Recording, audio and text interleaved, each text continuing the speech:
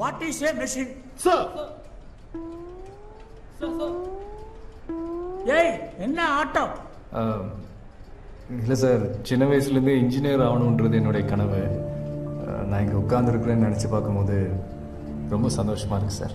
சந்தோஷப்பட்டது போதும், முதல்ல மிஷினுக்கு டெஃபினேஷன் சொல்லு. Sir, a machine is anything that reduces human effort, sir. Can you please elaborate?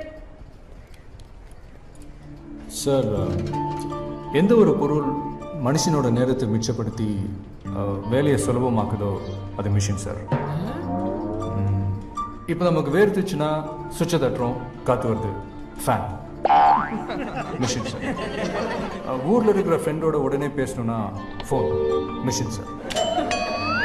நம்மளை சுற்றி எல்லாமே மிஷின் சார். பேனா நெப்பில் இருந்து பேண்ட் ஜிப்பு வரைக்கும் எல்லாமே மிஷின் சார். ஒரு செகண்டா, ஒரு செகண்டா, up down, up down, up definition என்ன சார்? அதுதான் சார் சொல்லிட்டு இருந்தேன். இதுதான் எக்ஸாம்பிள் எழுத போறியா? இது என்ன மிஷினா? Up down, up down. Idiot. Anybody else? Sir. Yes. Sir, machines are any combination of bodies so connected that the relative motions are constrained and by means of which force and motion may be transmitted and modified.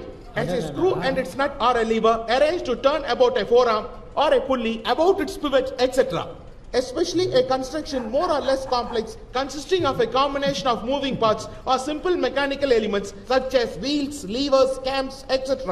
Very good. Perfect. Thank you, sir. Please sit down. Thank you.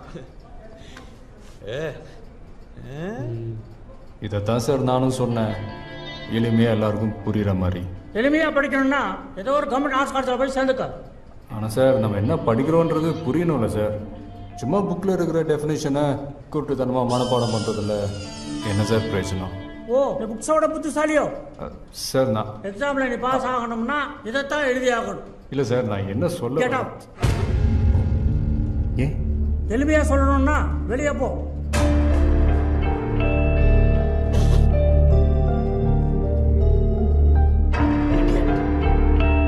So, you got the definition of the machine. A machine is a combination of various elements or links used to transform other form of energy. ஏன் உள்ள வர்ற?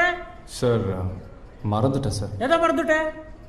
Instruments that record, analyze, summarize, organize, debate and explain informations that are illustrated, non-illustrated, hardbound, paperbound, jacketed, non-jacketed with forward introduction, table of contents index that are intended for the enlightenment, understanding, enrichment, enhancement and the education of the human brain through the sensory route of vision, sometimes touch.